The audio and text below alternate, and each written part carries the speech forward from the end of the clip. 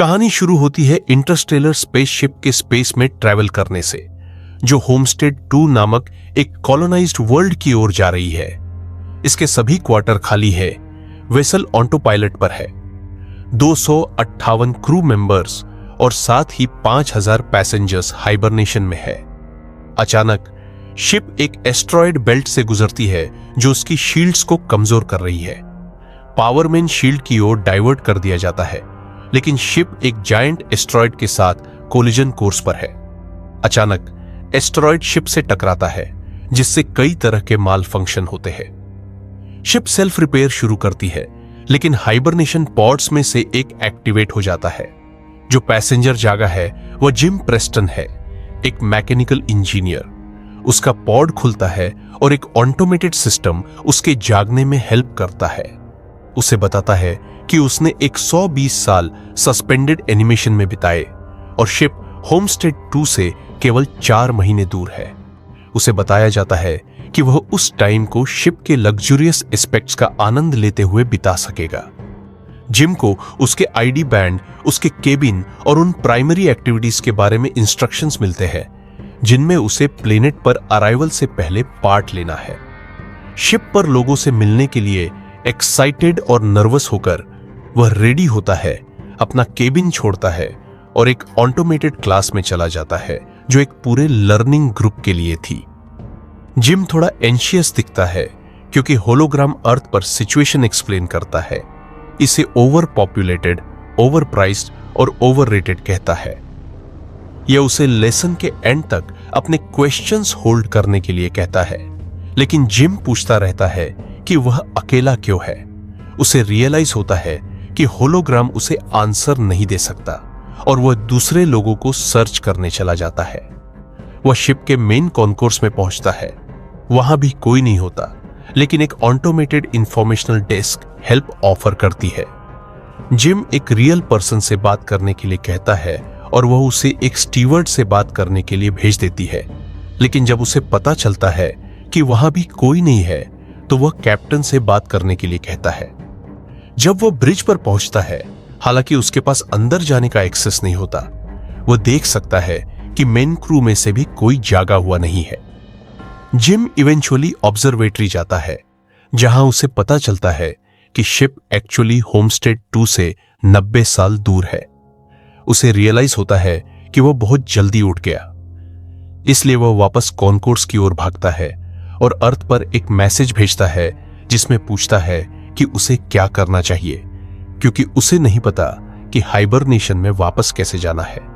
Communication system उसे inform करता है कि अर्थ पर ओवर प्राइस्ड कॉल का आंसर वापस आने में अप्रॉक्सीमेटली 55 साल लगेंगे। जिम डेवास्टेटेड है।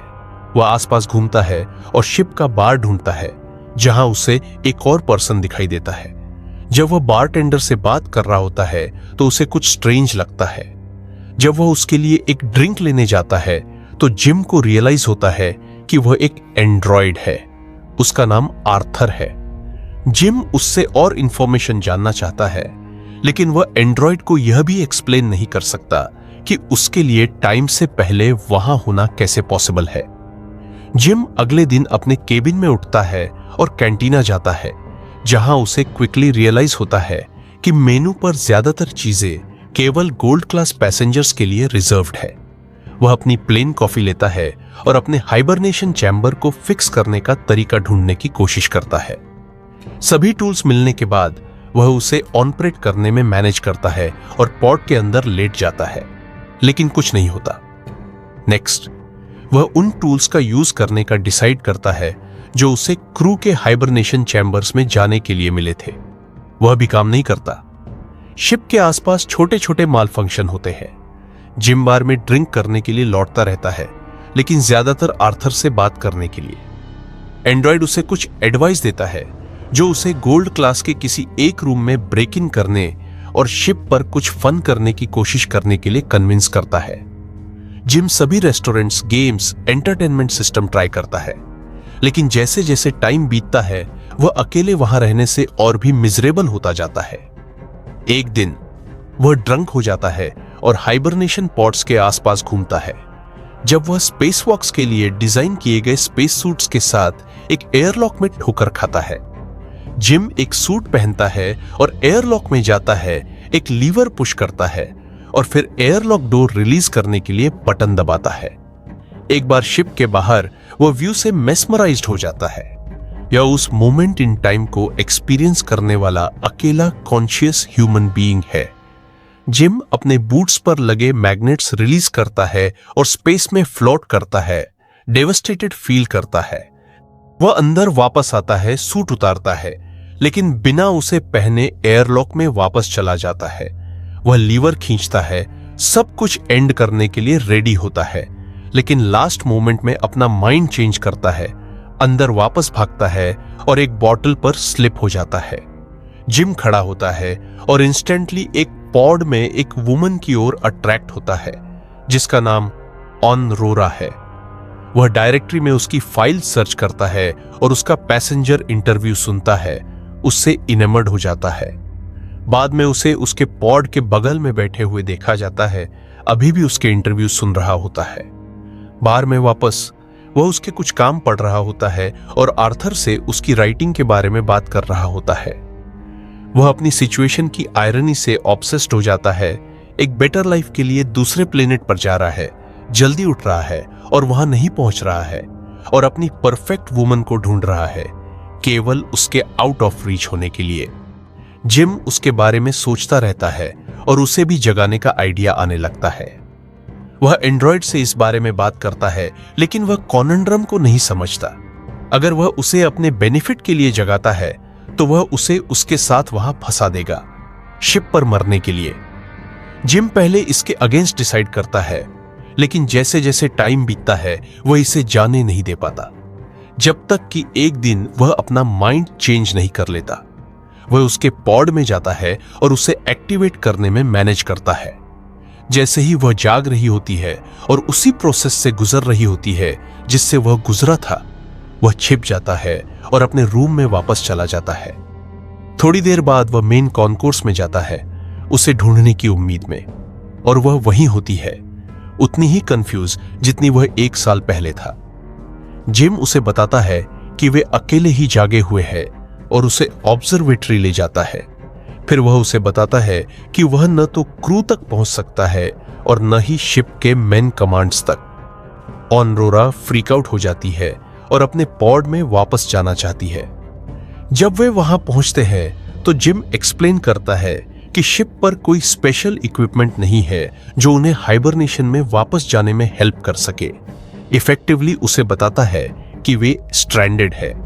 वे कॉन्कोर्स पर वापस जाते हैं और वह उसे बताता है कि उसे रेस्ट करना चाहिए क्योंकि वह अभी अभी हाइबरनेशन से बाहर आई है। वो उसके लिए सॉरी फील करती है शिप पर 1 साल से ज्यादा अकेले बिताने के लिए। जिम बार में वापस जाता है, जो उसने किया उसके लिए रिग्रेटफुल फील कर रहा है। वह आर्थर से ऑनरोरा को यह न बताने के लिए कहता है कि वह था जिसने उसे जगाया था। अगले दिन ऑनरोरा जाग जाती है। वह कॉन्कोर्स में वापस जाती है और ऑटोमेटेड इन्फो डेस्क से हाइबरनेशन पॉड्स के बारे में पूछती है। जिम वहां उसे ज्वाइन करता है और वे ब्रेकफास्ट करने जाते हैं। जैसे ही वे निकलते हैं, इन्फो डेस्क में किसी तरह का माल फंक्शन हो जाता है। कैंटीना में ऑनरोरा को रियलाइज होता है कि जिम 1 साल से ज्यादा समय से सेम ब्रेकफास्ट खा रहा है और उसे गोल्ड क्लास के मेनू में से एक दिलाती है। वे पॉड्स को फिक्स करने की पॉसिबिलिटी के बारे में बात करते हैं, लेकिन जिम के अनलाइक ऑनरोरा गिव अप करने के लिए रेडी नहीं है। वह इन्फर्मरी में सर्च करती है, फिर रिसर्च डॉक्यूमेंट्स देखती है।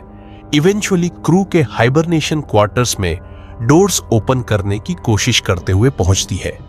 जिम शिप भर में और माल फंक्शन नोटिस करता है। कुछ टाइम बाद ऑनरोरा एवलोन पर अपनी लाइफ के बारे में लेमेंट करती है। वह लिखती है, शिप के चारों ओर जॉग करती है और पूल में स्विम करती है, अपनी सिचुएशन के बारे में और अवेयर होती जाती है। वह जिम का इंटरव्यू लेने के लिए कैंटीना जाती है, यह सोचकर कि उसकी स्टोरी इंटरेस्टिंग हो सकती है। वह पूछती है कि उसने कॉलोनी में इमिग्रेट क्यों किया। जिम पहले कंपनी के स्लोगन्स के साथ आंसर देता है, लेकिन फिर आगे एक्सप्लेन करता है कि उसे उम्मीद है कि न्यू वर्ल्ड में वह कोई बन सकता है, वह एक लाइफ बिल्ड कर सकता है। बाद में वे ऑब्जर्वेटरी में एंड अप होते हैं और ऑनरोरा फाइनली वहां होने का अपना रीजन शेयर करती है। शिप पर दूसरे पैसेंजर्स के अनलाइक उसके पास राउंड ट्रिप टिकट है। उसका आइडिया होमस्टेड 2 जाना, वहां 1 साल रहना और अर्थ पर वापस आना था। ऐसा करने वाली पहली जर्नलिस्ट बनने के लिए, सबसे ग्रेटेस्ट स्टोरी लिखने के लिए जो कभी लिखी गई थी। ऑनरोरा धीरे धीरे अपनी करंट प्रेडिकामेंट को फिक्स करने का तरीका ढूंढने की उम्मीद छोड़ देती है और जिम उसे चीयर अप करने का एक तरीका निकाल लेता है। वह उसे डांसिंग, सिनेमा और बास्केटबॉल कोर्ट ले जाता है। लास्टली वह उसे आर्थर से मिलवाने के लिए बार ले जाता है। वह थोड़ी देर के लिए रिलैक्स होती है, जब तक कि उसे उनकी सिचुएशन याद नहीं आ जाती। जिम एंड्रॉइड के साथ अकेला रह जाता है। जो उसने उसके साथ किया उसके लिए उसे बुरा लग रहा होता है। अगले ही पल उसे किसी चीज से टिंकरिंग करते हुए देखा जाता है और फिर दूसरी ऑनरोरा ऑब्जर्वेटरी में वॉक इन करती है ताकि वह क्रिसलर बिल्डिंग का एक मिनिएचर ढूंढ सके जो उसने उसके लिए बनाया था। कुछ टाइम बाद वे बार में एक डेट पर जाते हैं। वे डिनर करते हैं और अपनी लाइफ के बारे में स्टोरी शेयर करते हैं। वह उसे बताती है कि उसके फादर की डेथ तब हुई जब वह टीनेजर थी।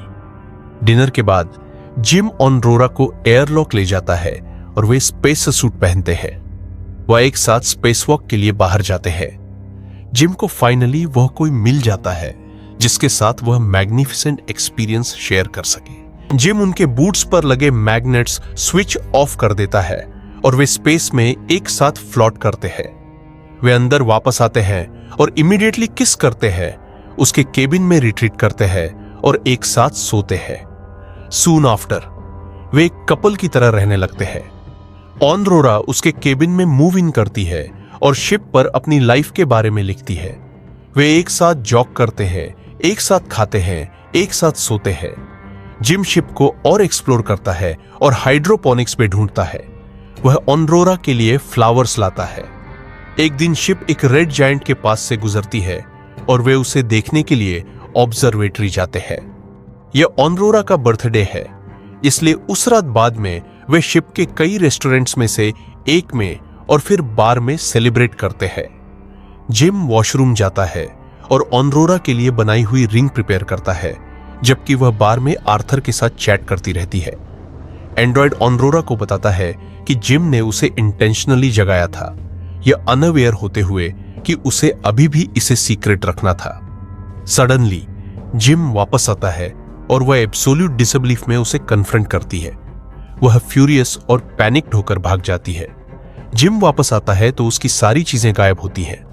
अगले दिन कैंटीना में उसकी टक्कर उससे होती है, लेकिन जैसे ही वह बोलता है वह भाग जाती है। ऑनरोरा डेस्परेट है। एक रात वह जिम के केबिन पर जाती है, उसे पंच और किक करती है, उसे मारना चाहती है। कॉम पर उससे बात करते हुए, क्योंकि वह उसे अवॉइड करती रहती है, जिम उससे अपोलोजाइज करने और अपने एक्शंस एक्सप्लेन करने की कोशिश करता है। वह उसे बताता है कि उसे उससे प्यार हो गया, लेकिन ऑनरोरा को परवाह नहीं है। वह उसे उसकी लाइफ लेने के लिए फॉरगिव नहीं कर सकती। एक रात जब जिम अपने केबिन में होता है तो एक और माल फंक्शन होता है। शिप एक क्रिटिकल एरर फेस करती है और मेन कमांड शट डाउन हो जाता है। ऑनरोरा मेन कॉन्कोर्स में वॉक इन करती है और देखती है कि जिम ने वहां एक ट्री प्लांट किया है। फिर वह कैंटीना जाती है जहां फूड डिस्पेंसरी भी माल फंक्शन कर रही होती है। सडनली दोनों कॉम पर डेक चीफ की आवाज सुनते हैं, जो पूछता है कि ट्री किसने प्लांट किया। वे दोनों कॉन्कोर्स में भागते हैं और गस मैनकुसो को जिम के ट्री के सामने खड़े हुए देखते हैं। वे अपना इंट्रोडक्शन देते हैं और चीफ को सिचुएशन के बारे में बताते हैं। वह नहीं समझ पाता कि 3 पोर्ट्स कैसे फेल हो सकते हैं।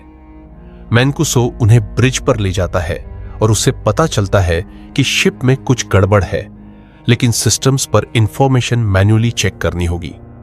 जब वे ब्रिज छोड़ते हैं तो एक रोबोट लगभग उनके सिर पर गिर जाता है और वे दोनों मैनकुसो को बताते हैं कि शिप भर में माल फंक्शन ज्यादा फ्रीक्वेंटली हो रहे हैं। वह कहता है कि ऐसा नहीं होना चाहिए, क्योंकि वह उन्हें दिखाता है कि डेटा कैसे कलेक्ट करना है। मैनकुसो पॉड्स चेक करता है जब जिम वहां उसे ज्वाइन करता है। उसने फिगर आउट कर लिया है कि ऑनरोरा के पॉड के साथ क्या हुआ था। डेक चीफ को जिम ने जो किया वह टेरिबल लगता है। बाद में वह ब्रिज पर कलेक्टेड डेटा चेक कर रहा होता है जब ऑनरोरा उसे ज्वाइन करती है। वे उसके पॉड के साथ क्या हुआ इस बारे में बात करते हैं, लेकिन वह उसे बताता है कि वह इसके बारे में कुछ नहीं कर सकता। जिम 16वें टूटे हुए रोबोट के साथ वॉक इन करता है। मैनकुसो को हाइबरनेशन सिकनेस फील होती है, इसलिए वह रेस्ट करने जाता है, लेकिन जैसे ही वह बाहर निकलता है वह खून खांसता है। उस रात ऑनरोरा सो नहीं पाती है, इसलिए वह स्विमिंग करने जाती है। सडनली शिप भर में ग्रेविटी लॉस हो जाता है और वह डूबने लगती है क्योंकि पूल का पानी उसके साथ मूव करता है। ग्रेविटी ड्राइव रीसेट होती है और वह मुश्किल से जिंदा बच पाती है। वे दोनों मैनकुसो को ढूंढने जाते हुए एक दूसरे से टकरा जाते हैं। वे तीनों ब्रिज पर वापस आ जाते हैं, धीरे धीरे डिस्कवर करते हैं कि शिप के साथ क्या हो रहा है। मैनकुसो फिगर आउट करता है कि 2 साल पहले कुछ हुआ था जिससे एक मेजर सिस्टम आउट हो गया था। उन्हें यह ढूंढना और फिक्स करना होगा कि फेलियर का कारण क्या है, क्योंकि पूरी शिप स्लैक पिकअप करने की कोशिश कर रही है। अगर वे इसे फिक्स नहीं करते हैं तो पूरा वेसल स्ट्रैंडेड हो जाएगा। वे प्रॉब्लम ढूंढने जाते हैं, लेकिन मैनकुसो फेंट हो जाता है, इसलिए जिम और ऑनरोरा उसे इन्फर्मरी ले जाते हैं। वह मर रहा है और कोई ट्रीटमेंट नहीं है जो इसे स्टॉप कर सके या उसके पास बचे हुए टाइम को प्रोलॉन्ग कर सके। कुछ टाइम बाद वे तीनों ऑब्जर्वेटरी में मिलते हैं और मैनकुसो जिम को अपना आईडी ब्रेसलेट देता है, उन्हें शिप फिक्स करने के लिए कहता है और इमीडिएटली पेरिश हो जाता है। सडनली लाइट्स अलार्मिंग रेड में चेंज हो जाती है और शिप शेक करना शुरू कर देती है। जिम ऑनरोरा को बताता है कि उसे उसकी हेल्प चाहिए और वे इंजीनियरिंग की ओर भागते हैं, लेकिन ग्रेविटी ड्राइव में एक और फेलियर होता है और इमीडिएटली एक और जो आर्थर को भी अफेक्ट करता है। जिम उसे डीएक्टिवेट कर देता है। वे फाइनली इंजीनियरिंग में अराइव करते हैं और प्रॉब्लम ढूंढना शुरू करते हैं। उन्हें यह पावर प्लांट में मिलता है और जैसे ही वे हैच ओपन करते हैं ऑनरोरा अंदर सख्त हो जाती है। एस्ट्रॉयड ने उस एरिया में हल में एक ब्रीच कॉज किया है। जिम भी अंदर सख्त हो जाता है, लेकिन वह हैच को पकड़ लेता है क्योंकि वह उस पर क्लोज होती रहती है। इवेंचुअली वह भी अंदर सख्त हो जाता है, लेकिन वे क्विकली ब्रीच सील करने में मैनेज करते हैं। उस प्रॉब्लम को फिक्स करने के इंस्टेंटली बाद जिम को रियलाइज होता है कि हल में एक से ज्यादा ब्रीच है। वे दोनों मेट्योर की ट्रेजेक्ट्री फॉलो करते हैं और पाते हैं कि उसने रिएक्टर कंट्रोल कंप्यूटर को हिट किया है। जिम सोचता है कि वह इसके लिए रिप्लेसमेंट पार्ट्स ढूंढ सकता है। वे पार्ट ढूंढते हैं और उसे चेंज करते हैं, लेकिन रिएक्टर को वेंट करने का प्रोसेस अभी भी फेल हो जाता है। वे इसे मैन्युअली करते हैं, लेकिन यह फिर से फेल हो जाता है। जिम फिगर आउट करता है कि उसे शिप के बाहर से वेंट डोर ओपन करने की जरूरत है ताकि वे रिएक्टर को कूल डाउन कर सके। वे दोनों एयरलॉक जाते हैं और जैसे ही वह बाहर जाने के लिए रेडी हो रहा होता है, वह ऑनरोरा को मैनकुसो का ब्रेसलेट देता है क्योंकि वह वापस नहीं आ सकता है। वह सूट में उसकी हेल्प करती है और जैसे ही वह एयरलॉक में वॉक इन करता है, वह उसे वापस आने के लिए कहती है क्योंकि वह उसके बिना शिप पर नहीं रह सकती। ऑनरोरा रिएक्टर में वापस जाती है जहां टेम्परेचर क्रिटिकल हाइट्स पर पहुंच गया है। रिएक्टर से एक बोल्ट उसकी आर्म में प्रोपेल होता है। जैसे ही जिम बाहर से वेंट के करीब पहुंच रहा होता है और डोर देखता है, रिएक्टर रूम में टेम्परेचर राइज होता है जबकि वह वेंट डोर को ओपन करने के लिए बाईपास करने की कोशिश कर रहा होता है। उसे सून रियलाइज होता है कि उसे मैन्युअली डोर ओपन होल्ड करना होगा ताकि रिएक्टर वेंट हो सके और वह ऑनरोरा को बताता है। उसे प्लान पसंद नहीं आता, लेकिन वह इसके साथ आगे बढ़ता है और उसे रिएक्टर वेंट करने के लिए कहता है।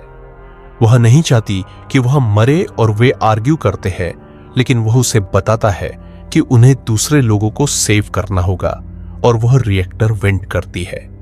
प्रोसेस सक्सेसफुल है, लेकिन रिएक्टर से निकलने वाले फ्यूम्स जिम को पुश अवे करते हैं और उसकी टेथर ब्रेक कर देते हैं। उसके सूट में प्रेशर भी ड्रॉप हो रहा है। वो ऑनरोरा को बताता है कि क्या हुआ और वो जितनी जल्दी हो सके दूसरे सूट तक पहुंचने और उसे अंदर लाने के लिए मूव करती है। वह उससे फिर से अपोलोजाइज करता है। वो एक सूट पहनती है और उसे लेने के लिए फ्लाई आउट करती है, लेकिन उसकी टेथर बहुत छोटी है। उसे वापस खींच लिया जाता है, लेकिन वह सडनली उसकी टेथर पकड़ लेती है और उसे अंदर खींचने में मैनेज करती है। ऑनरोरा जिम को इन्फर्मरी में ड्रैग करती है, केवल यह पता लगाने के लिए कि वह पहले से ही डेड है। वह मैनकुसो के ब्रेसलेट का यूज मेडिकल प्रोटोकॉल्स को ओवरराइड करने और उसे रिससिटेट करने के लिए करती है। मेडिकल पॉड ऑटोमेटिकली वर्क करता है और जिम को रिवाइव करता है। ऑनरोरा उसे फॉरगिव कर देती है। बाद में ऑनरोरा आर्थर को फिक्स करती है और वे मैनकुसो को प्रॉपर स्पेस बरियल देते हैं। जिम उसे इन्फर्मरी ले जाता है और उसे बताता है कि उसने मेडिकल पॉड को हाइबरनेशन पॉड के तौर पर यूज करने का एक तरीका ढूंढ लिया है। वह उसे पॉड के अंदर जाने और बाकी का जर्नी उसमें बिताने के लिए कहता है, लेकिन जैसा कि बाद में रिवील होता है, वह मना कर देती है और उसके साथ शिप पर जागे रहने का डिसाइड करती है। जिम फाइनली उसे प्रपोज करता है और वे शिप पर अपनी लाइफ जीते हैं। 88 साल बाद एवलॉन होमस्टेड 2 पर अराइव होती है। क्रू जागता है और शिप को एक बहुत ही अनएक्सपेक्टेड स्टेट में पाता है। ऑनरोरा उनके लिए एक मैसेज छोड़ जाती है, जिसमें उसकी और जिम की शिप पर बिताई गई लाइफ की स्टोरी रिटेल करती है, जब बाकी सब सो रहे थे। और इसी के साथ कहानी यही खत्म होती है। देखने के लिए धन्यवाद।